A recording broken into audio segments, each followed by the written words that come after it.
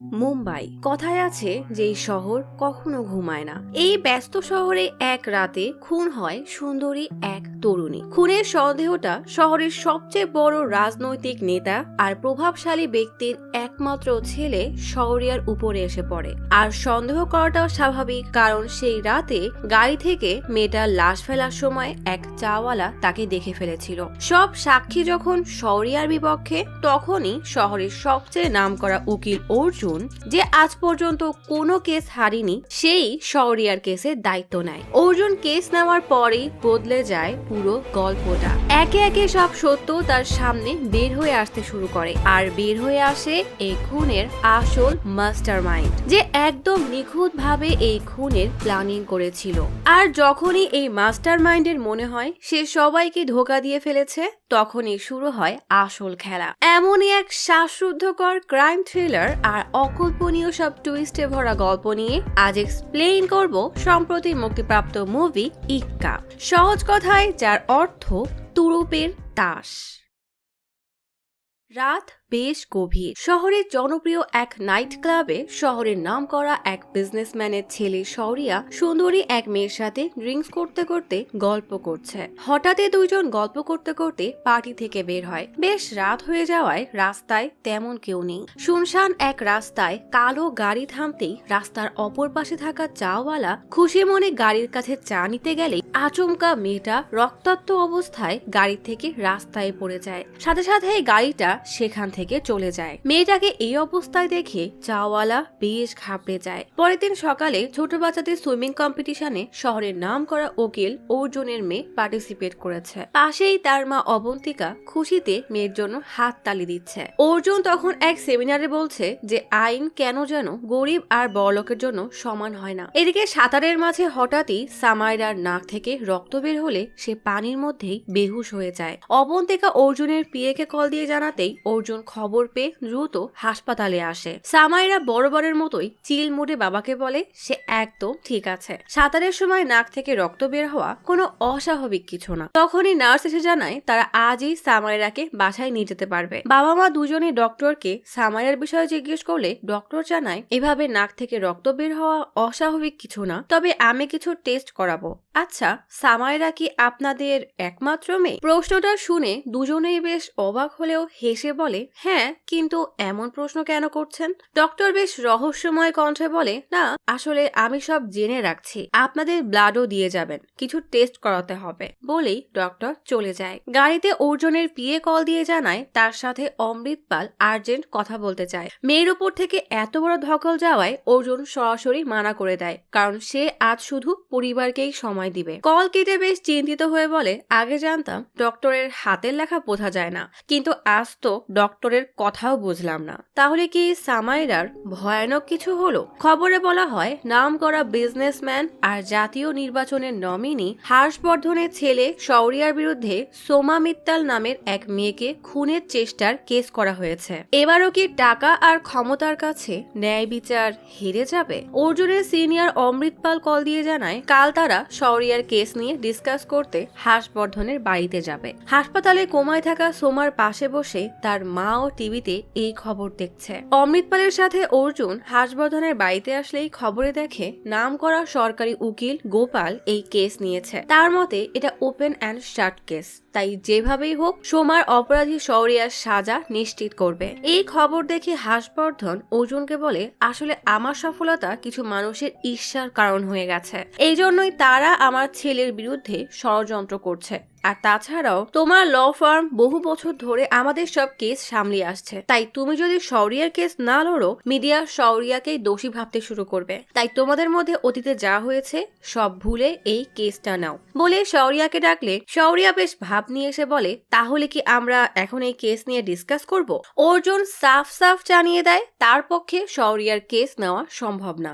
বলেই উঠে চলে যেতে গেলে হর্ষবর্ধন জিজ্ঞেস করে এমন কি আছে যেটা করলে তুমি এই কেস নিতে দিতে রাজি হবে? অর্জুন রেগে বলে, সেটা তো কেবল কোনো মিরাকেল হলেই সম্ভব, বলেই চলে যায়। অমৃতপাল শৌরিয়াকে বুঝিয়ে বলে যে শৌরিয়া তোমার আন্ডারে কাজ করা এক উকিল ছিল, এরপর তুমিই তাকে ফার্ম থেকে বের করে দিয়েছো, তবে তার সাথে এই কেস কেন মিলাচ্ছ? অর্জুন বিরক্ত হয়ে বলে, আমি কার কেস লড়বো আর কার কেস লড়বো না সেটা আমার ব্যাপার। তাছাড়াও হর্ষবর্ধন আমার আর শৌরিয়ার বিষয়ে জানার পরও আমাকে এই কেস দিতে চাচ্ছে, কারণ সে আমার রেপুটেশন ব্যবহার করে শৌরিয়াকে ইনোসেন্ট প্রুফ করতে চাচ্ছে। কারণ সবাই জানে আমি কখনোই অন্যায়ের সাথে লড়ি না। আমার থেকে ভালো কেউ জানে না যে শৌরিয়া কতটা খারাপ। এদের কথার মাঝেই হঠাৎ ঋষাব এসে খবরে একটা ব্রেকিং নিউজ দেখায়। খবরে বলা হচ্ছে শৌরিয়ার বিরুদ্ধে যে প্রসিকিউশনে ছিল সেই লয়ার গোপাল হঠাৎ অসুস্থ হয়ে হাসপাতালে ভর্তি, তাই সোমা মিত্তালের কেস এখন তার জুনিয়র উকিল মাথুরা ব্যানার্জিকে দেওয়া হয়েছে। মাথুরা তখন ইন্সপেক্টর গোখলে থেকে এই খবর শুনে বেশ ঘাবড়ে যায়, কারণ এই কেসের বিচারক কামরা হলো কোর্টের সবচেয়ে বদমেজাজি আর কঠোর লোক। ডক্টর তখন অর্জুন আর অবন্তিকাকে জানায় সামাইরা লিউকোমিয়া অর্থাৎ রক্ত আর অস্থিমজ্জার ক্যান্সার হয়েছে, সে এখন একদম প্রথম স্টেজে আছে, তবে মেরুদণ্ডে সেল ট্রান্সপ্লান্টের মাধ্যমে সামাইরাকে সুস্থ করা সম্ভব। এমন কেসে বাবা বা মায়ের সাথে স্টিম সেল পুরোপুরি মিলে যায়, কিন্তু আপনাদের দুজনের কারোর সাথেই সামাইরার স্টিম সেল ম্যাচ হয়নি। তাহলে কি সামাইরা এদের মেয়ে না? দুজনেই বেশ কিছুক্ষণ চুপ থেকে ডক্টরকে বলে, আমরা চাইলে ডোনার খুঁজতে পারি। ডক্টর জানায় সেটা সম্ভব, তবে সামাইরার শরীরে ক্যান্সার খুব দ্রুত গতিতে বাড়ছে, তাই তার বায়োলজিক্যাল বাবা মা থেকে স্টিম সেল নিলে ভালো রেজাল্ট পাওয়া যাবে। রাতে অর্জুন কিছু একটা ভেবে বাড়ি থেকে বের হতে গেলেই অবন্তিকা বলে, এটা সেই লোকটাই যে বলেছিল এই বাচ্চা কি আদেও আমার, ওকে মেরে ফেলো। তুমি তার কাছে সাহায্য চাইলে সে কি আদেও আমাদেরকে সাহায্য করবে? অর্জুন অসহায়ত্ব ভরা কণ্ঠে বলে, তা আমি জানি না, তবে আমাকে সবভাবেই চেষ্টা করতে হবে। অর্জুন শৌরিয়ার কাছে এসে সামাইয়ার কথা জানাতেই শৌরিয়া টিটকারি করে বলে, সকালে আমার বাবাকে খুব তো অপমান করে চলে গেলি, এটাই তাহলে তোর সেই মিরাকেল? যদিও তোর মেয়ের বায়োলজিক্যাল বাবা আমি, তারপরেও আমি তোকে কেন সাহায্য করব? অর্জুন রেগে বলে, তোর সাথে আমার সমস্যা, এর মাঝখানে আমার মেয়েকে আনবি না। শৌরিয়ার শয়তানি এক হাসি দিয়ে বলে, ঠিক আছে, তুই আমার কেস লড়ে কেস জিতে বাবার মুখে হাসি ফিরিয়ে দে, আমি আমার বোন মেরু দিয়ে দিব। অর্জুনের মন না মানলেও মেয়ের জন্য সে রাজি হয়ে যায়। মাথুরা খবর দেখে বেশ ঘাবড়ে যায়, কারণ খবরে বলা হচ্ছে যে অর্জুন সবসময় নির্দোষের পক্ষে লড়াই করে সে এবার শৌরিয়ার হয়ে লড়বে। তাহলে কি শৌরিয়া আসলেই নির্দোষ? মাথুরার সাথে সাথেই কোর্টের জন্য বের হয়। শৌরিয়া তখন টেস্টের জন্য ব্লাড দিতে এসেছে। অর্জুনকে টিভিতে এই খবর দেখতে দেখে অবন্তিকা কান্না করতে করতে বলে, ডক্টর কল দিয়ে জানিয়েছে শৌরিয়ার সাথে সামাইরার ডিএনএ ম্যাচ হয়ে গেছে। সরি, তোমাকে আমার জন্য তোমার সব নীতি নৈতিকতা বিসর্জন দিতে হচ্ছে। অর্জুন অবন্তিকাকে জড়িয়ে ধরে বলে, আমাদের মেয়ের জীবনের কাছে এসব নীতি নৈতিকতা, এসব নীতি আর নৈতিকতা কিছুই না। শৌরিয়ার কেসের বিচারক এতটাই কঠোর যে শৌরিয়াকে তার বাড়ি থেকে গ্রেফতার করা হয়। মাথুরা আর অর্জুন দুজনই যার যার অফিসে তাদের টিমের সাথে কেস নিয়ে ডিসকাস করতে বসে। একজন জানায় ভিকটিমের নাম সোমা মিত্তাল, বয়স 27, মুম্বাইতে থেকেই ইকোনমিক্সের উপর অনার্স করেছে। ঋষাব জানায় 30 এপ্রিলের রাতে শৌরিয়া জায়ের ক্লাবে রাত 10টা থেকে 11:45 পর্যন্ত ছিল। বারটেন্ডারের কথা অনুযায়ী শৌরিয়ার সাথে সোমার বেশ ভালোই সময় কাটছিল। 11:45 পর্যন্ত সে বারেই ছিল আর অনেক ড্রিঙ্কসও করেছিল। এরপর সে শৌরিয়ার সাথে বের হয় আর তারপর তাকে উর্লির এক রাস্তায় আহত অবস্থায় পাওয়া যায়। অর্জুন অবাক হয়ে জিজ্ঞেস করে, সোমার বান্ধবীরা তাকে এভাবেই যেতে দিল? বিষয়টা কেমন না? তোমরা আগে সোমার ব্লাড টেস্ট করো, এই রক্তে রাফেনল নামক কিছু আছে কিনা। মাথুরা জানতে পারে যেদিন ক্লাবে শৌরিয়া আর সোমার সাথে সোমার দুই বান্ধবী হাভয় আর গিরিশমাও ছিল। হাভয় আর গিরিশমা জানায় সেদিন সোমা শৌরিয়ার সাথে বেশ কমফোর্টেবল ছিল। ঋষাব অর্জুনকে জানায় সোমার ডিজিটাল লাইফ ঘাটলে জানা যায় তার কম বয়সের ছেলে থেকে বয়স্ক লোক, এক কথায় সুগার ড্যাডি বেশি পছন্দ ছিল। অর্জুন তার টিমকে মানা করে দেয় যে তারা ভিকটিমের সোশ্যাল মিডিয়া ঘেটে তার ক্যারেক্টারকে জাজ করবে না, এসব নিচু কাজ তাদেরকে মানায় না। মাথুরাকে তার টিম জানায় সেদিন বিজয় কাম্পে নামের এক চাওয়ালা জানিয়েছে সে ওই কালো গাড়িটা দেখেছিল, গাড়ি থেকে সোমাকে ফেলেই গাড়িটা পালিয়ে যায়। মাথুরা সেই বিজয়কে রেখে তার থেকে সব আবারও শোনে। শৌর্যা তখন তার ভিআইপি সেলে চিল মুডে গেম খেলছে। ঋষভ তার বয়ান নিয়ে এসে জানায় শৌর্যা সেদিন ক্লাব থেকে বের হওয়ার পর ভিকটিমের সাথে কিছুক্ষণ ঘুরে আধা ঘন্টা পর মানে ঠিক একটায় বাড়িতে পৌঁছায়। রাস্তায় যেই পরিমাণের গাড়ি ছিল সেই অনুযায়ী ক্লাব থেকে সোমার বাড়িতে পৌঁছাতে 15 থেকে 20 মিনিট লাগবে, অর্থাৎ 12টায় তাদের পৌঁছে দেওয়ার কথা। শৌর্যার স্ত্রী পুলিশকে জানায় শৌর্যা একটার সময় বাড়িতে ছিল আর তার স্বামী কখনো খারাপ কিছু করবে না, এটা তার বিশ্বাস। তবে অর্জুন জানায় কোর্ট কখনই শৌর্যার স্ত্রীর বয়ানকে প্রমাণ হিসেবে মানবে না। মাথুকাকে তার টিম জানায় সোমাকে সর্বপ্রথম ওল্ডি মন্দিরের দিকে যাওয়া কিছু ভক্ত দেখে, তাও রাত 1টায়। তারাই তাকে হাসপাতালে নিয়ে যায়। সোমার কাঁধে এত বাজেভাবে আঘাত করা হয়েছে যে অতিরিক্ত রক্তক্ষরণে সে এখন কোমায় আছে। আঘাতের চিহ্ন দেখে মনে হচ্ছে গাড়ির চাবি দিয়ে আঘাত করা হয়েছে। চাবিটা সম্ভবত অডি Q7 মডেলের গাড়ির, যেটা আসলে ইগনিশন মানে ইলেকট্রনিক গাড়ির চাবি। তাই আমরা প্রমাণ করতে পারবো না যে গাড়ির চাবি দিয়েই গলা কাটা হয়েছে। তাছাড়াও ঘটনার পর শৌর্যার গাড়ি কেমিক্যাল দিয়ে পরিষ্কার করা হয়েছে, মানে প্রফেশনাল ভাবে পরিষ্কার করা হয়েছে। তবে এই ক্লিনিংটা শিডিউলে ছিল না, হঠাৎই করা হয়েছে। সোমার সাথে অন্যায় করার চেষ্টা করা হয়, কিন্তু সে নিজেকে বাঁচানোর চেষ্টা করেছে। এই জন্য সাসপেক্টের চামড়া সোমার নখে পাওয়া গেছে। ডিএনএ টেস্ট করে জানা গেছে চামড়া আর রক্ত দুটোই ছিল শৌর্যার। সব শুনে মাথুরা বেশ অবাক হয়ে ভাবে শৌর্যার কাছে খুনের মোটিভ আছে, খুনের সুযোগও ছিল, এমনকি ডিএনএ ম্যাচও হয়ে গেছে। তারপরও অর্জুনের মতো নাম করা উকিল এমন লোকের কেস কেন নিল? নিশ্চয়ই আমরা কিছু একটা মিস করছি। আমার জানা মতে ইক্কা কখনো কোনো কেস হারে না, আর অর্জুনকে ইক্কা বলা হয় কারণ সে কেস শেষ হওয়ার ঠিক 5 মিনিট আগে এমন এক চাল চালে যে কেস সে জিতেই যায়। পরের দিন দুজনেই তাদের ফার্স্ট ট্রায়ালের জন্য প্রস্তুত হয়। এত বড় কেস আর ডিফেন্সে এত বড় উকিল দেখে মাথুরা বেশ ঘাবড়ে আছে। তার উপরে প্রথম উইটনেস হিসাবে শৌর্যাকেই ডাকা হবে দেখে মাথুরা আরো ঘাবড়ে যায়। মেয়ের অপরাধীকে এভাবে দেখে সোমার মায়ের রাগ আরো বেড়ে যায়। শৌর্যা কাঠগড়ায় দাঁড়াতেই অর্জুন জিজ্ঞেস করে সেদিন রাতে কি হয়েছিল। শৌর্যার চোখ থেকে টপ টপ করে পানি পড়তে থাকে। শৌর্যা নিজেকে কিছুটা সামলে বলে বাসায় বেশ ঝামেলা হচ্ছিল, তাই আমার একটা ব্রেকের দরকার ছিল, এমন কাউকে দরকার ছিল যে আমাকে শুনবে আর বুঝবে। সোমা তেমন ভাবেই আমাকে শুনছিল। কথায় কথায় একসাথে ডিনারের প্ল্যান হয়।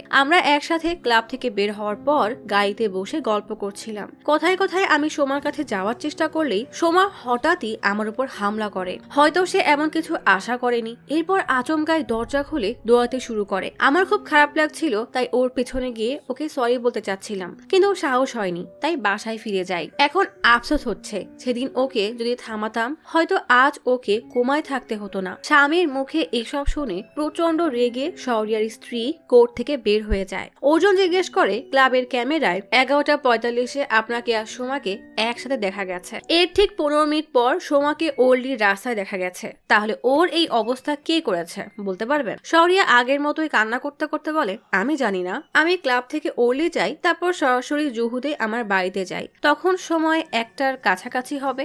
অর্জুন তার জিজ্ঞাসাবাদ শেষ করতেই মাথুকা বেশ ঘাবড়ে শৌর্যাকে জিজ্ঞেস করে কেউ কি প্রমাণ করতে পারবে যে আপনি 1টার সময় বাড়িতে ছিলেন? শৌর্যা তার স্ত্রীর কথা বললে মাথুকা টিটকারি করে বলে আপনার স্ত্রী তো কেবলই রেগে চলে গেল। শৌর্যা অনেকটা রেগেই বলে আমার উপর এতগুলো চার্জ হওয়ার পরও আমার স্ত্রী এখানে বসেছিল, তার মানে সে বিশ্বাস করে আমি নির্দোষ। আর এখন সে রেগে নয়, বরং আমাকে এভাবে দেখে যন্ত্রণায় চলে গেছে। মাথুরা রেগে বলে সে যাই হোক, তবে আপনার স্ত্রীর বয়ান এই কেসে গ্রহণযোগ্য না। অন্য কোনো প্রমাণ আছে যেটা আপনার বয়ানকে প্রমাণ করতে পারবে? শৌর্যা হঠাৎই বিচারককে বলে পৃথিবীর কোনো মানুষই পারফেক্ট না, আর আমি তো কোনোভাবেই পারফেক্ট না। এখন আমার যদি অন্য কোনো প্রমাণ না থাকে আমি কি করব? হ্যাঁ, মাসে 2 থেকে 1 বার আমি আমার গাড়ি কেমিক্যাল দিয়ে ক্লিনিং করাই, তাই বলে কি আমার উপরে অ্যাটেম্পট টু মার্ডারের কেস হবে? মাথুকা হতবাক হয়ে বিচারককে বলে সাসপেক্ট এখন অতিরিক্ত কথা বলছে, তাকে তো এসব কিছুই জিজ্ঞেস করা হয়নি। বিচারক বিরক্ত হয়ে বলে আপনি তো কোনো প্রশ্ন করেননি। মাথুকা বেশ বিব্রত হয়ে তার পরবর্তী সব প্রশ্ন কেটে বলে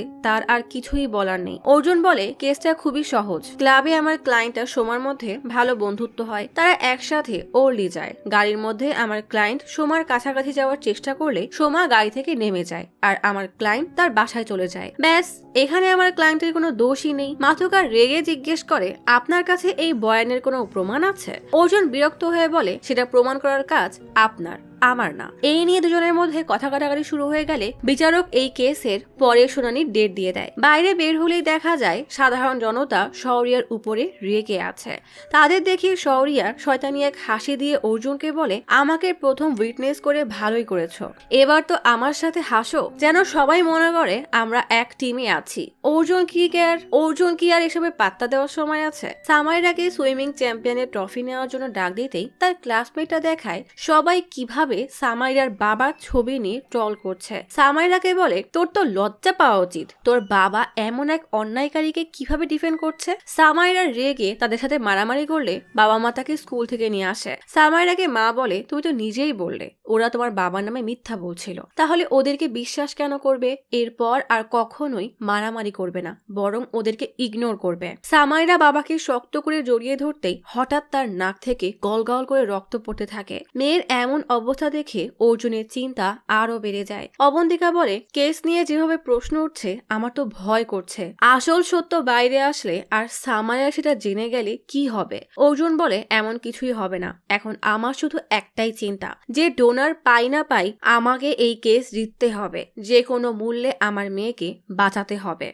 পরের শুনানির শুরুতেই মাথুকা সেই চাওয়ালা বিজয়কে উইটনেসের বক্সে আনলে বিজয় জানায় সেদিন রাতে সে চা নিয়ে গাড়ির কাছে যেতে গেলেই দেখে হঠাৎ গাড়ির দরজা খুলে সোমা পড়ে গেল। গাড়ির ড্রাইভিং সিটে আমি ওই লোককে দেখেছি। এমন এক চাক্ষুষ প্রমাণ পেয়ে মাথুকা বেশ খুশি হলেও অর্জুন চিল মুডে কালো রঙের প্রায় একই রকম দেখতে কিছু গাড়ির ছবি বিজয়কে দেখিয়ে জিজ্ঞেস করে সে এদের মধ্যে কোন গাড়িটা দেখেছিল। বিজয় এবার বেশ কনফিউজ হয়ে যায়। মাথুকা বিচারককে বলে, বিজয় তো একজন চাওয়ালা, সে এত গাড়ি কিভাবে চিনবে? অর্জুন বলে, আমিও এটাই বলতে চাচ্ছি, মুম্বাইতে এমন হাইফাই অনেক কালো গাড়ি আছে, বিজয় রোজ এমন অনেক গাড়ি দেখে, তাহলে সে যখন এই ছবি দেখে চিনতেই পারছে না, তাহলে ওই রাতে ওই গাড়িকে সে কিভাবে চিনল? এবার আসি, সে আমার ক্লায়েন্টকে গাড়িতে আদেও দেখেছে কিনা। নিশ্চয়ই পুলিশ তাকে জিজ্ঞাসাবাদের সময় অনেকগুলো লোকের ছবি দেখিয়েছে, বিজয় তাদের মধ্যে থেকে আমার ক্লায়েন্টকে বেছে নিয়েছে। বিজয় বলে, না, আমাকে শুধুমাত্র শৌরিয়ার ছবি দেখানো হয়েছিল। অর্জুন বলে, আচ্ছা, এসব না হলে বাদ দিলাম,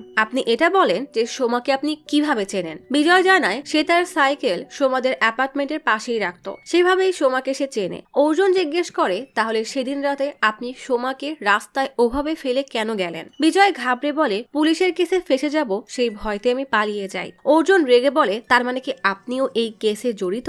বিজয় এবার প্রচন্ড ঘাবড়ে গেলে বিচারক মাথুকাকে রেগে জিজ্ঞেস করে, আপনি এসব কি সব সাক্ষী নিয়ে আসছেন? আদেও এরা কিছু জানে? এরপর থেকে আরো ভালোভাবে প্রিপেয়ার হয়ে আসবেন বলে শুনানি শেষ করে দেয়। কোর্টে যা হয়েছে তাতে মাথুকা বেশ আপসেট, তাই গোখলের সাথে ক্যাফেতে আসলে তার সাথে কথা বলতে বলতেই পাশের দোকানের দোকানদারকে চুনের কোটা থেকে চুন কাখিয়ে নিতে দেখে তার কি যেন একটা মনে পড়ে যায়। রাতে ডক্টর অর্জুনকে জানায়, আপনার কেসের আপডেট আমি রোজ দেখছি, তবে আমি এটাই বলবো, জলদি করেন, সামাইরার শরীরে ক্যান্সারের জীবাণু দিন দিন বেড়েই যাচ্ছে। কল কাটতেই অবন্তিকা অর্জুনকে সোমার সোশ্যাল অ্যাকাউন্টে ডিটেলস দিয়ে সেটা ব্যবহার করতে বললে অর্জুন বলে সে এভাবে কাজ করে না, তার পক্ষে এসব ব্যবহার করা নীতির বাইরে। অবন্তিকা বুঝিয়ে বলে, তুমি শুধু সোমাকে নিয়ে সন্দেহ তৈরি করবে, এতে সোমার নামে কোনো দুর্নাম ছড়াবে না। তোমার কাজের ধরন আমি তোমার সাথে কাজ করার সময় শিখেছি, তাই আমার ওপরে বিশ্বাস রাখো। মেয়ের হাতে সময় কম, তাই অর্জুন অনেকটা বাধ্য হয়েই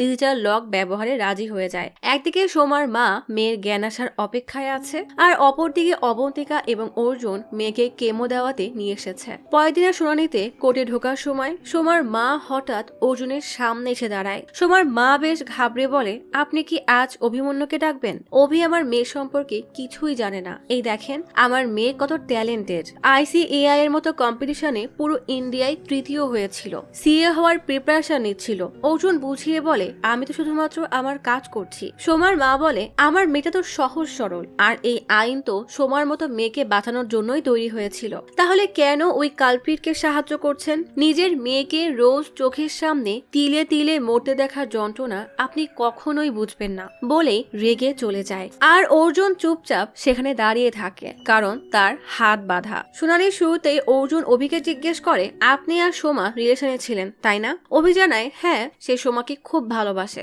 অর্জুন টিটকারি করে বলে, এতটা ভালোবাসেন যে তাকে দেখতে একবার হাসপাতালেও যাননি? অভি চুপ করে দাঁড়িয়ে থাকলে অর্জুন অভি আর সোমার 30 এপ্রিল রাতের মেসেজ দেখিয়ে জানায় সেদিন অভি সোমাকে মেসেজে ধমকাচ্ছিল। সোমা রেগে বলে সে অভির এমন ব্যবহারে খুবই বিরক্ত, এবার সে পুলিশের কাছে যাবে। অভি রেগে বলে তার জন্য তোমাকে তো আগে বেঁচে থাকতে হবে। তার মানে অভির কাছেও সোমাকে মারার মোটিভ ছিল। অভি রেগে বলে আপনি সোমার মতো মেয়েদেরকে চেনেন না, ওরা একটু টাকার গন্ধ পেলেই যার তার সাথে চলে যাবে। এমন কথায় অর্জুন প্রচন্ড রেগে চিৎকার করলে অভি প্রচন্ড ঘাবড়ে যায়। সোমার মা কোর্টে এসব কথার জন্য তীব্র ঘৃণা নিয়ে অর্জুনের দিকে তাকিয়ে থাকে। রাতে অর্জুন বাড়ি ফিরতেই অবন্তিকাকে রেগে বলে তোমার আমাকে ওই ডিজিটাল লগ দেওয়াটা উচিত হয়নি।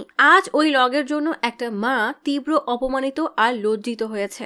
আমার তো নিজেকেই ঘৃণা হচ্ছে। অবন্তিকা বুঝিয়ে বলে আমি জানি এসব তোমার জন্য কষ্টের, কিন্তু আমরা আমাদের মেয়ের জন্যই এসব করছি। অর্জুন রেগে বলে সোমাও তো কারোর মেয়ে, নিজের মেয়েকে বাঁচাতে অন্যের মেয়ের সাথে কিভাবে এসব করব। আবার নিজেকে সামলে বলে আমাদেরকে এখন শক্ত হতে হবে। এটাই হয়তো জীবন, যেটা কখনো কখনো মানুষকে তার নীতির বিরুদ্ধে দাঁড় করাতে বাধ্য করে। গভীর রাতে গোখলে মাথুমাকে কল দিয়ে জানায় ফরেন্সিক ডিপার্টমেন্ট কল দিয়ে কনফার্ম করেছে আপনার বুদ্ধিটা আসলেই কাজের ছিল। মাথুকা পরের দিন কোর্টে বেশ খুশি মনে প্রজেক্টরে শৌরিয়ার গাড়ির চাবির ছবি আর চাবির ছিদ্র দেখিয়ে বলে এই বিষয়ে ফরেন্সিক ডক্টর ঘোষ কিছু তথ্য দিবে। ডক্টর ঘোষ জানায় গাড়ি কেমিক্যাল দিয়ে ক্লিন করা হলেও সেটা কোনো ফরেন্সিক প্রসেস না, তাই চাবির ছিদ্রে রক্ত পাওয়া গেছে। তার মানে চাবিতে রক্ত ছিল বলেই সেই রক্ত চাবির ছিদ্রে গেছে। পরীক্ষা করে জানা গেছে রক্তটা সোমার। এমন এক প্রমাণের কথা শুনে অর্জুন রেগে শৌরিয়ার দিকে তাকায়। অর্জুনকে জিজ্ঞাসাবাদ করতে বলা হলে সে জানায় নতুন ক্লু পাওয়া গেছে, তাই তার কিছু সময় লাগবে। বিচারক বিরক্ত হয়ে কোর্টের শুনানি শেষ করতেই যাবে, তখনই মাথুকা 5 মিনিট সময় চেয়ে কিছু এভিডেন্স বিচারককে দিয়ে প্রজেক্টরে অভির একটা ফুটেজ চালায়, যেটা মুম্বাইয়ের ভাসির শ্রীনাথ পেট্রোল পাম্পে, যেখানে অভি 12টা থেকে 12:30 পর্যন্ত ছিল। সোমাকে পাওয়া যায় 1টার সময়, তাই অভির পক্ষে সোমার সাথে থাকা কোনোভাবেই সম্ভব না। অর্জুন বলে তদন্ত তো ভালোভাবেই করেছেন, তবে এটা বলতে ভুলে গেছেন যে 12:30টায় অভি ক্যাফেতে গিয়েছিল। হতে পারে অভি অন্য কাউকে দিয়ে এই কাজ করিয়েছে, অথবা অভির মতো অন্য কেউ এই কাজ করেছে। আজকালকার জেনারেশনে 2-4টা ছেলে বন্ধু বা বয়ফ্রেন্ড থাকা কোনো অস্বাভাবিক ব্যাপার না, তাই কোনো সম্ভাবনাকে এড়ানো যাবে না। বিচারক বিরক্ত হয়ে শুনানি শেষ করে দেয়। অর্জুন বেশ রেগে শৌরিয়ার সাথে সেন্ট্রাল জেলে তার ভিআইপি ক্যাবিনে দেখা করতে এসে জিজ্ঞেস করে তোমার গাড়ির চাবিতে সোমার রক্ত পাওয়া গেল কিভাবে? আমি তোমাকে বলেছিলাম আমার কাছে কিছুই লুকাবে না, তুমি কি তাকে খুন করেছো? শৌরিয়া বলে আমি তো তোমাকে বলেছিলাম সোমা আমাকে হঠাৎ অ্যাটাক করে, আমি নিজেকে বাঁচানোর চেষ্টা করছিলাম, তখন গাড়ির চাবি আমার হাতে ছিল, হয়তো সে সময় হাতাহাতির কারণে তার ঘাড়ে চাবি ছোটখাটো আঘাত লেগে গিয়েছিল। তুমি বলে নাম করা উকিল, তা আজ কোর্টে তোমার চেহারা শুকিয়ে গিয়েছিল কেন? তুমি সবসময় আমাকে দুর্বল ভেবেছো, আমার কাছ থেকে উকিল হওয়ার অধিকারটা কেড়ে নিয়েছো। আমার এক্স গার্লফ্রেন্ড এখন তোমার স্ত্রী, তারপরও পৃথিবীর মানুষ তোমাকে রাম মনে করে আর আমাকে রাবণ। ডক্টর তোমাকে 2 সপ্তাহ সময় দিয়েছে, কেমন বাবা তুমি? তো আমার ওই মেয়ের নাম যেন কি বলেছিলে, সামিরা না সামাইরা? এই কথা শোনার সাথে সাথেই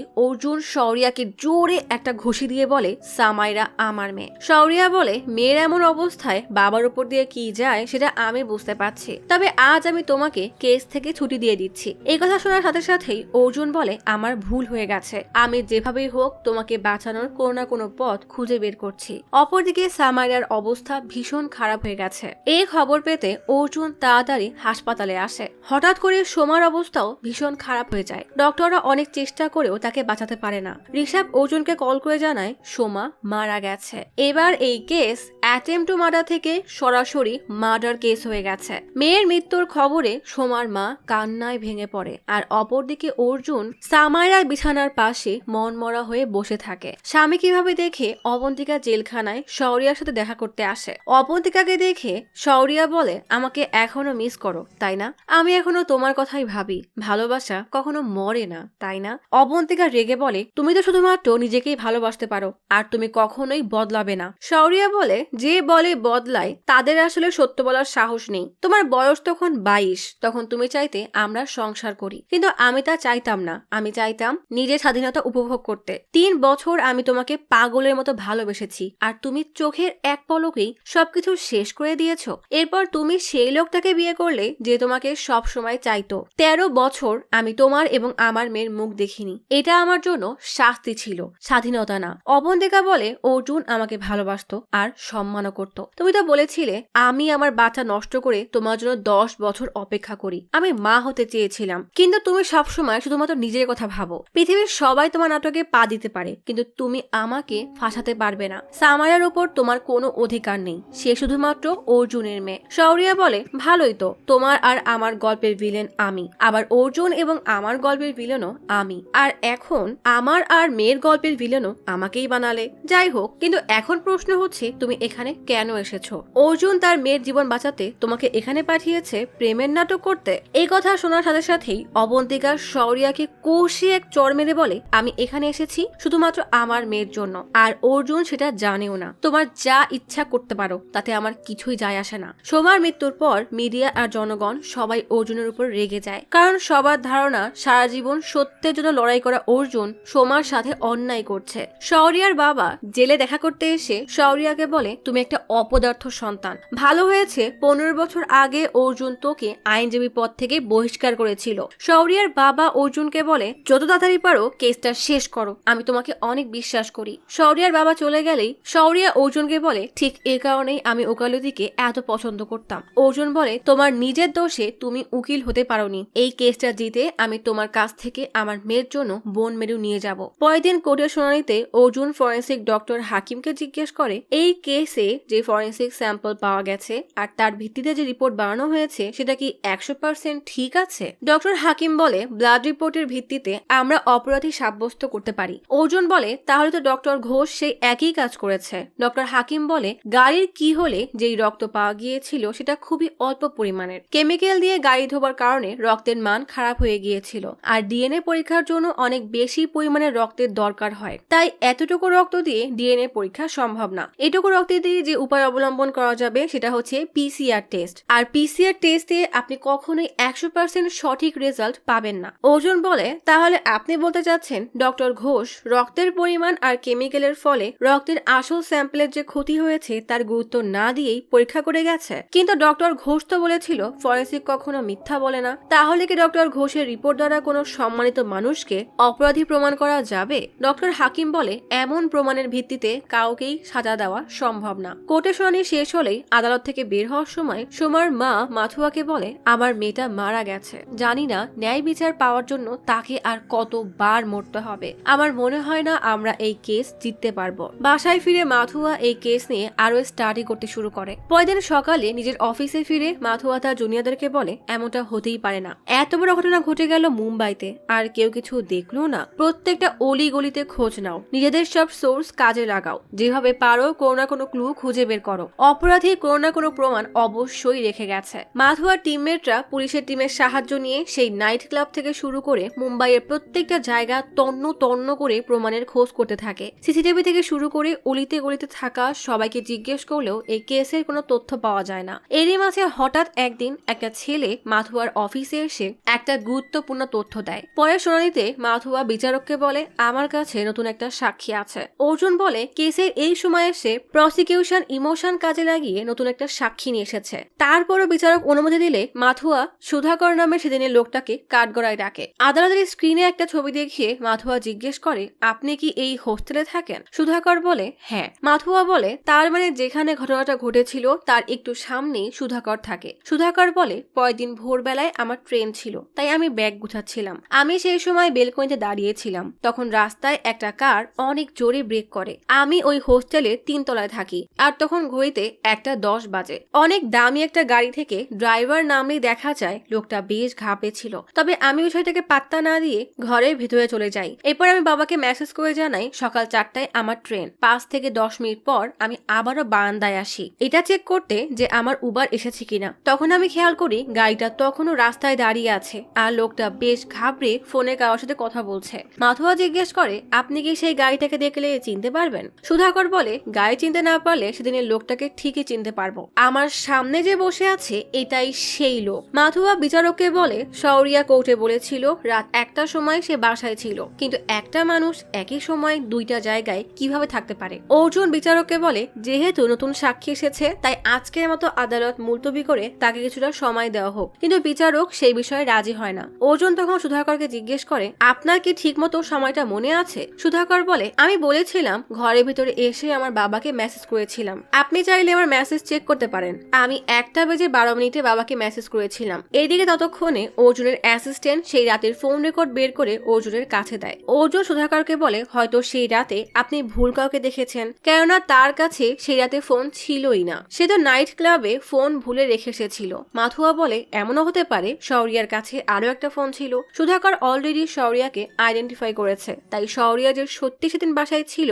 সেটা প্রমাণ করার জন্য শৌরিয়ার স্ত্রী বাদে অন্য কাউকে সাক্ষী হিসাবে কোর্টে নিয়ে আসতে হবে। শুনানি শেষে অর্জুন প্রচন্ড রেগে জেলখানায় এসে চতুরকে বলে এখনই বাইরে যাও। চতুর বাইরে যেতেই অর্জুন শৌরিয়াকে বলে আজকেই কেসটা শেষ হয়ে যেত, হঠাৎ করে নতুন সাক্ষী কিভাবে আসলো। আর সুধাকর সত্য বলছিল। শৌরিয়ার টেবিলে তার মাথাটা কয়েকবার বাড়ি মেরে অর্জুনকে বলে কে শুনতে চাও? আমি ওকে খুন করেছি, এটাই তো? আচ্ছা তাহলে সেটাই শোনো। আমি ওর কাছাকাছি যাওয়ার চেষ্টা করি, হঠাৎ ওর মুড বদলে গেলে ও আমার উপর অ্যাটাক করে। একটা মানুষ নিজেকে বাঁচানোর জন্য যা করে আমিও তাই করেছিলাম। আমার হাতে চাবি ছিল আর হঠাৎ করে তার গলায় সেটা ঢুকে গেল আর সে সেখানে মারা যায়। অর্জুন টেবিলের জোরে একটা ঘুষি দিয়ে বলে মজা করা বন্ধ করো। শৌরিয়া বলে আমার চোখের দিকে তাকিয়ে দেখো, আমি ভুল করতে পারি কিন্তু অপরাধ না। সুন্দরী মেয়েটা আমাকে রিজেক্ট করে দেয়। এরপর রেগে আমি আমার বাসায় চলে যাই। সেখানে গিয়ে নিজের রাগ কন্ট্রোল করে নিজের স্ত্রীকেও সামলাই। শৌরিয়ার সাথে কথা বলার শেষে অর্জুন সুধাকরের হোস্টেলের সামনে আসে। অর্জুন খেয়াল করে সেখানে আশেপাশে আরো বেশ কয়েকজন গরিব মানুষ রাস্তার পাশেই থাকে। এদিকে নতুন সাক্ষী সুধাকরের জন্য কেসটা আবারও 360 ডিগ্রি অ্যাঙ্গেলে ঘুরে গেছে, যেখানে সব সাক্ষী প্রমাণ এতদিন শৌরিয়ার পক্ষে ছিল। হঠাৎ করে সুধাকর কোর্টে গিয়ে সাক্ষী দেওয়ার ফলে সবকিছু তার বিপক্ষে চলে গেছে। অর্জুন শৌরিয়ার স্ত্রী গৌরীর সাথে দেখা করতে তার বাসায় যায়। গৌরী বলে আমার যা বলার ছিল আমি পুলিশের স্টেটমেন্টে বলে দিয়েছি। সে একই কথা কোর্টে গিয়ে বললে কোনো লাভ হবে না, কারণ কোর্ট আমার সাক্ষী গ্রহণ করবে না। অর্জুন বলে সেই রাতে আপনি ছাড়াও কেউ না কেউ তো আছে যে শৌরিয়াকে দেখেছিল। গৌরী জিজ্ঞেস করে আপনি কি শৌরিয়াকে বাঁচানোর চেষ্টা করছেন? ওর স্বভাব আমার চাইতে আপনি ভালো জানেন। ওর কেস আপনার জন্য দুর্ভাগ্য আর ওর স্ত্রী হওয়া আমার জন্য দুর্ভাগ্য। অর্জুন বলে শৌরিয়া বলেছে সেই রাতে সে আপনাকে সামলেছিল। গৌরী বলে সামলেছিল, তবে সেটা আমাকে মেরে। ও আসলে একটা রাক্ষস। প্রতি রাতের মতো সেই রাতেও সে আমাকে প্রচন্ড মেরেছিল। সেই রাতে আমি পুলিশকে কল দিয়েছিলাম কিন্তু পুলিশ আসেনি, কারণ একটু পর আমি কল করে বলেছিলাম সব ঠিক আছে। অর্জুন বলে এই কথাটা আপনি আমাকে আগে কেন বলেননি? রাতে মাথুয়া তার স্বামীর সাথে ডিনার করতে আসে। মাথুয়ার স্বামী বলে আমাকে শৌরিয়ার বাবার কোম্পানি থেকে চাকরি অফার করেছে, মাসে 1 লাখ টাকা বেতন। মাথুয়া বলে তার মানে ওরা চাচ্ছে আমরা এই কেসটা থেকে সরে যাই। মাথুয়ার স্বামী বলে তাতে সমস্যা কি? তুমি জিতে গেলেও ওরা হাইকোর্টে গিয়ে আপিল করবে, ওদের টাকা আছে, ওদের কোনো শাস্তি হবে না। তার চাইতে ভালো তুমি কেসটা থেকে সরে যাও। মাথুয়া রাজি না হলে মাথুয়ার স্বামী বলে ভেবে দেখো, তুমি স্বামী সন্তানের সাথে সংসার করতে চাও নাকি ক্যারিয়ার চাও? এই কথা বলেই তার স্বামী সেখান থেকে চলে যায়। কিছুক্ষণ পর মাথুয়া সেখান থেকে চলে যাওয়ার সময় অর্জুনের সাথে দেখা হয়। অর্জুন বলে আমি একজনের সাথে মিটিং করতে এসেছি, সে আসার আগে চলেন আপনার সাথে 1 কাপ কফি খাই। কফি খেতে খেতে মাথুয়া বলে শৌরিয়ার বাবা আজ আমার স্বামীকে একটা চাকরি অফার করেছে, আমি আপনার জুনিয়র হতে পারি, কিন্তু এইটুকু তো বুঝি যদি ওরা আমাকে কেনার চেষ্টা করে তার মানে ওরা সত্যি অপরাধী। অর্জুন বলে আপনি এখানে কেস জিতে গেলেও শেষ বেলায় আপনি যে প্রমাণ দিয়েছেন সেটা সুপ্রিম কোর্টে টিকবে না। তখনই কিছু লোকজন এসে অর্জুনের সাথে কথা বলতে চাইলে অর্জুন উঠে যায়। ঠিক সে সময় টেবিলের উপরে রাখা অর্জুনের ফোনে একটা মেসেজ আসে। সেখানে তার অ্যাসিস্ট্যান্ট লিখেছে শৌরিয়ার স্ত্রী আমাদের কোনো প্রকার সাহায্য করবে না, সে চায় শৌরিয়ার ফাঁসি হোক। পরের দিন সকালে শুনানি শেষ হলে মাথুকা বিচারককে বলে আমাকে ক্ষমা করবেন, কিন্তু আমার কাছে শেষ আরেকটা সাক্ষী আছে। বিচারক রেগে বলে কেসের এই পর্যায়ে এসে সাক্ষী গ্রহণ করা সম্ভব না, তারপরও গত শুনানিতে আপনাকে একটা সুযোগ দিয়েছিলাম। মাথুয়া বলে আমি বুঝতে পারছি, কিন্তু এটা কেসের জন্য খুবই গুরুত্বপূর্ণ আর এই সাক্ষী নতুন না, আমি শুধু তাকে আর একবার জিজ্ঞাসাবাদ করতে চাই। মাথুয়া বিচারককে বলে এবার সাক্ষী হিসাবে আমি শৌরিয়ার স্ত্রী গৌরীকে কাঠগড়ায় ডাকতে চাই। এই কথা শোনার সাথে সাথেই শৌরিয়া বেশ ঘাবড়ে যায়। অর্জুন তাকে ইশারায় বসতে বলে। মাথুয়া গৌরীকে জিজ্ঞেস করে আপনি সেদিন বলেছিলেন সেই রাতে রাত 1টার সময় শৌরিয়া বাসায় ছিল, কিন্তু আজ আপনি আপনার বয়ান বদলাতে চাচ্ছেন। বয়ান বদলানোর জন্য কেউ কি আপনাকে ভয় দেখিয়েছে? শৌরিয়া বলে সেদিন রাতে রাত 1টার সময় শৌরিয়া বাসায় আসেনি, বরং সকাল 4টার সময় বাসায় ফিরেছিল। সকালে ওই সময় আমি গান প্র্যাকটিস করার জন্য উঠে যাই, তাই সময়টা আমার ঠিকই মনে আছে। এর আগে আমি বয়ানে বলেছিলাম ও রাত 1টায় বাসায় ফিরেছে। আমার পরিবারের লোকজন আসলে বেশ ক্ষমতাবান, তাই শৌরিয়া আমাকে যা বলেছিল আমি সেটাই করেছিলাম। সোমার মৃত্যুর পর আমি একদম ভেঙে পড়েছি, কারণ স্ত্রী হওয়ার আগে আমিও একজন মেয়ে। অর্জুন বলে গৌরী বলছে তার স্বামী সকাল 4টায় বাসায় ফিরেছে। আমার কাছে যেহেতু এর বিপক্ষে কোনো প্রমাণ নেই তাই বিষয়টা আমি মেনে নিলাম। কেস এমন এক পর্যায়ে এসে দাঁড়িয়েছে যে রাত 1টার সময় আমার আমার ক্লায়েন্ট কোথায় ছিল সেটা প্রমাণ হলেই আমার ক্লায়েন্ট যে নির্দোষ সেটা প্রমাণ হয়ে যাবে। প্রসিকিউটরকে আপনি সাক্ষী পেশ করার কয়েকটা সুযোগ দিয়েছেন, এবার আমাকেও দেন। আমি আমার শেষ সাক্ষী হিসাবে ইন্সপেক্টর মনীষকে ডাকতে চাই। বিচারক অনুমতি দিলেই অর্জুন ইন্সপেক্টরকে জিজ্ঞেস করে, ইমার্জেন্সি নম্বরে যে কলগুলো আসে সেটা প্রথমে আপনি রিসিভ করেন তাই না? ইন্সপেক্টর জানায়, হ্যাঁ, সেই কলগুলো অটোমেটিক রেকর্ড হয়ে যায়। অর্জুন সেই রাতে গৌরী যে পুলিশকে কল দিয়েছিল তার রেকর্ড প্লে করতে বলে। কল রেকর্ড প্লে করলেই শোনা যায় গৌরী পুলিশকে কল দিয়ে বারবার সাহায্য করতে রাখছে। কল রেকর্ডে স্পষ্ট শোনা যায় শৌরিয়া গৌরীকে পশুর মতো মারছে আর গৌরী বাঁচার জন্য পুলিশের কাছে সাহায্য চাচ্ছে। মাথুয়া বলে, তাহলে সুধাকর যা দেখেছিল? অর্জুন তাকে থামিয়ে বলে, আর একটা রেকর্ডিং বাকি আছে। সেই রেকর্ডটা প্লে করলেই শোনা যায় গৌরী পুলিশকে বলছে আপাতত কাউকে পাঠাতে হবে না, সব ঠিক আছে। অর্জুন বিচারককে বলে, আমি গৌরীকে আবারও ডাকতে চাই। গৌরী কাঠগড়ায় আসলেই অর্জুন জিজ্ঞেস করে, আপনি মিথ্যা কেন বললেন? গৌরী বলে, প্রতিদিন শৌরিয়া নেশা করে এসে আমার উপর অত্যাচার করত। ওর মার খেতে খেতে আমার মনটা বিষিয়ে গিয়েছিল। কিন্তু আপনি তো ভালো করেই জানেন শৌরিয়ার পরিবার কতটা পাওয়ারফুল। আমি চাইলে ওদের বিরুদ্ধে কিছুই করতে পারতাম না। অর্জুন বলে, আপনি চাইলে ডোমেস্টিক ভায়োলেন্সের কেস করতে পারতেন, আপনি সেটা না করে আপনার স্বামীর বিরুদ্ধেই জাল পেতেছেন। এখন আপনার স্বামী চাইলে উল্টো আপনার বিরুদ্ধে কেস করতে পারে। মাথুয়ার আর কিছু জিজ্ঞেস করার আছে কিনা বিচারক জানতে চাইলে মাথুয়া বলে, তার বলার মতো আর কিছুই নেই। অর্জুন বলে, রাত 1টার সময় শৌরিয়া তার বাসায় ছিল, সেটা প্রমাণ হয়ে গেছে। সেখান থেকে 16 কিলোমিটার দূরে সোমাকে যে খুন করেছে সেটা অন্য কেউ। আমার ক্লায়েন্ট যে ইনোসেন্ট সেটা আমি প্রমাণ করে দিয়েছি। বিচারক গৌরীকে বলে, আপনি আপনার স্বামীর বিরুদ্ধে ডোমেস্টিক ভায়োলেন্সের কেস করতে পারেন। আমি আপনাকে কথা দিচ্ছি আইন আপনার সাথেই থাকবে। আর এই কেসে যেহেতু শৌরিয়ার বিরুদ্ধে কোনো প্রমাণ পাওয়া যায়নি তাই তাকে বেকসুর খালাস দেওয়া হচ্ছে। কোর্টের বাইরের সাংবাদিকরা গৌরীকে জিজ্ঞেস করে, আপনার স্বামীর বিরুদ্ধে সাক্ষী দেওয়ার পরও সে বেঁচে গেল, আপনার কি মনে হয় সোমা ন্যায় বিচার পেয়েছে? তখনই শৌরিয়া গৌরীর কাছে এসে বলে, এত বছর আমি তোমার সাথে যা করেছি জানি না তার ক্ষমা পাবো কিনা, তবে আমি মন থেকে তোমার কাছে ক্ষমা চাইছি। যদি আমাকে ক্ষমা করতে না পারো তাহলে আমাকে সাজা দাও, কিন্তু আমাকে ছেড়ে যেও না। স্বামীর মুখে এমন কথা শুনে গৌরীর সাথে সাথেই তাকে ক্ষমা করে দেয়। গৌরীকে নিয়ে গাড়িতে ওঠার সময় শৌরিয়া অর্জুনের দিকে একবার তাকিয়ে সেখান থেকে চলে যায়। শৌরিয়া চলে গেলে মাথুয়া এসে অর্জুনকে বলে, আমি আপনার কাছ থেকে এটা কখনোই আশা করিনি। আপনি আমাকে ফলো করছিলেন। সেদিন আপনি জানতেন আমি ওই রেস্টুরেন্টে গিয়েছিলাম, কফি খেতে বসে হঠাৎ সেদিন ওই লোকগুলো এসে আপনার সাথে কথা বলা আর হঠাৎ আপনার ফোনে আপনার অ্যাসিস্ট্যান্টের মেসেজ করে জানানো সবই প্ল্যান করা ছিল, তাই না? আপনি নিজে চাচ্ছিলেন আমি আপনার মেসেজ পড়ে গৌরীকে কোর্টে হাজির করি, গৌরীকে কোর্টে ডাকলাম আমি, অথচ সে ফায়দা নিলেন আপনি। অর্জুন বলে, কখনো কখনো কিছু বিষয়ে আমরা না চাইলেও সেটা করতে হয়। মাথুয়া জিজ্ঞেস করে, আমি একটা বিষয় বুঝতে পারলাম না, আপনার কাছে সেদিন ইমার্জেন্সি নম্বরের কল রেকর্ড ছিল, তাহলে সেটা আপনি সরাসরি কোর্টে পেশ করলেন না কেন? অর্জুন বলে, এটা একটা খুনের কেস, আমি চাইলেই শৌরিয়ার স্ত্রীকে সাক্ষী হিসেবে ব্যবহার করতে পারতাম না, কোর্ট তার অনুমতিও দিত না। মাথুয়া বলে, সেই কারণে আপনি আমাকে ব্যবহার করলেন। আমি আপনাকে সম্মান করতাম, আপনি আমার শিক্ষক, আমার আদর্শ ছিলেন। হয়তো শৌরিয়া কেসটা জিতে গেছে, কিন্তু আমার চোখে আপনি হেরে গেছেন। গল্প চলে আসে হাসপাতালে। হাসপাতালের করিডোরে অর্জুন আর অবন্তিকা বসে আছে। কিছুক্ষণ পর অপারেশন রুম থেকে শৌরিয়া বের হয়ে এসে বলে, আমি বোন মেরু দিয়ে দিয়েছি। সামাইরার জ্ঞান ফিরলেই সে অর্জুনকে বলে, অবশেষে আমি বেঁচে গেলাম। অবন্তিকা বলে, অবশেষে সবকিছু শেষ হলো। অর্জুন বলে, না, এখনো তো আমার টেক্কা মানে আসল চালটাই দেইনি। অর্জুন শৌরিয়ার বাসায় আসে, সেখানে আজ পার্টি হচ্ছে। শৌরিয়া অর্জুনকে দেখে বলে, আমার তুরুপের তাস চলে এসেছে। অর্জুন বারটেন্ডারের সামনে গিয়ে দেখে সেখানে গৌরীও আছে। তাকে দেখে বেশ হাসি খুশিই মনে হচ্ছে। শৌরিয়া অর্জুনকে সাইডে নিয়ে বলে, কেসটা তুমি জিতে গেলেও তুরুপের তাস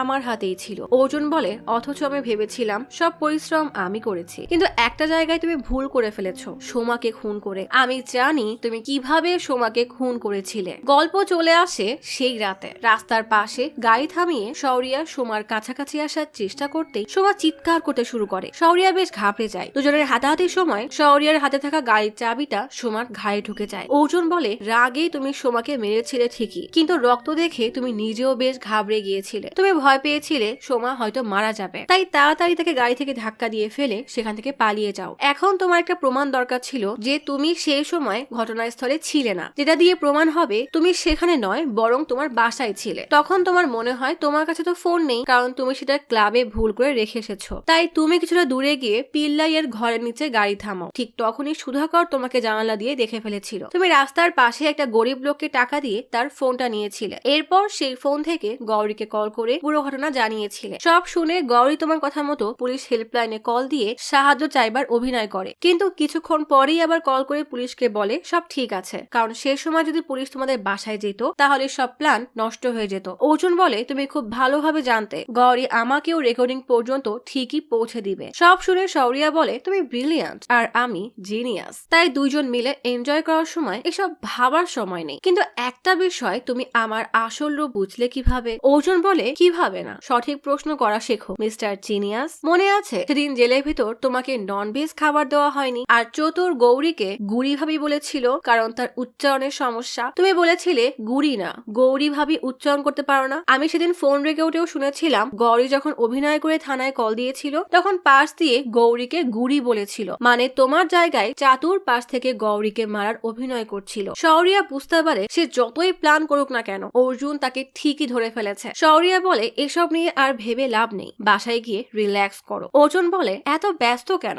আমাকে অন্তত তুরুপের তাস তো ফেলতে দাও। তুমি টাকা দিয়ে যার কাছ থেকে ফোন নিয়েছিলে সে তোমাকে খুব কাছ থেকে দেখেছিল, তোমার জামা কাপড়ে রক্ত লেগে থাকতে দেখেছিল, হয়তো তুমি ফোনে কথা বলছিলে সেটাও শুনেছে। আর সাক্ষী গায়েব করা তোমার কাছে তেমন কিছু না। যেদিন সুধাকর তোমাকে চিনে ফেলেছিল সেদিন তুমি চতুরকে পাঠিয়েছিলে ওই লোককে খুন করতে যার কাছ থেকে ফোন নিয়েছিলে। শৌরিয়া বলে সাক্ষী তো মারা গেছে। অর্জুন হেসে বলে এখানেই তোমার পা পিছলে গেছে, মন থেকে খুঁজলে উপরওয়ালাকেও পাওয়া যায়। আমি আগে থেকে সব বুঝে ওই লোকটার উপর নজর রাখতে শুরু করি আর চতুর্থকে চাকু মারলে চাতুরকে হাতে নাতে ধরে ফেলি। ফোনওয়ালা ওই লোকটা এখনো মরেনি, নিজের জ্ঞান ফিরতেই সে পুলিশের কাছে সব বয়ান দিয়ে দিয়েছে। এখন তোমার উপর দুইটা কেস হবে, সোমার খুন আর সাক্ষীকে খুনের চেষ্টা। শৌরিয়া বলে তুমি যা বলছো সবই ঠিক, কিন্তু তোমার সত্য অখণ্ডিত দলিল না। আমি তোমাকে বলেছিলাম আমি ভুল করতে পারি কিন্তু অপরাধ না। তুমি কি তোমার নৈতিকতার সাথে আপোষ করবে? তুমি আমাকে জেলে পাঠালে তোমার ওয়াদা ভঙ্গ হবে। অর্জুন বলে আমি তোমাকে জেলে পাঠাবো কেন, উনি পাঠাবে। শৌরিয়া তাকিয়ে দেখে মাথুরার সাথে করে পুলিশ নিয়ে এসেছে। পুলিশ শৌরিয়াকে অ্যারেস্ট করলে সে বাবার দিকে তাকিয়ে দুই হাত উঁচু করে। শৌরিয়া যতই প্ল্যান করুক অর্জুন ঠিকই তার অপরাধের সাজা পাইয়ে দিল। তবে এটা শুধুমাত্র সিনেমাতেই সম্ভব, বাস্তবে তো আমরা সবাই টাকা আর ক্ষমতার গোলাম। এই সমাজে আসল নীতিবান মানুষ কয়জনই বা আছে? আজ তাহলে এখানেই চলে যাচ্ছি, শীঘ্রই ফিরবো নতুন অথবা পুরাতন ইউনিক কোনো মুভির গল্প নিয়ে। ফিরে আসা পর্যন্ত লাইক, কমেন্ট এবং সাবস্ক্রাইব করে অচিরার গল্পসপের সাথেই থাকুন। পাশে থাকা বেল আইকনটি ক্লিক করে রাখুন। দেখা হবে পরের ভিডিওতে।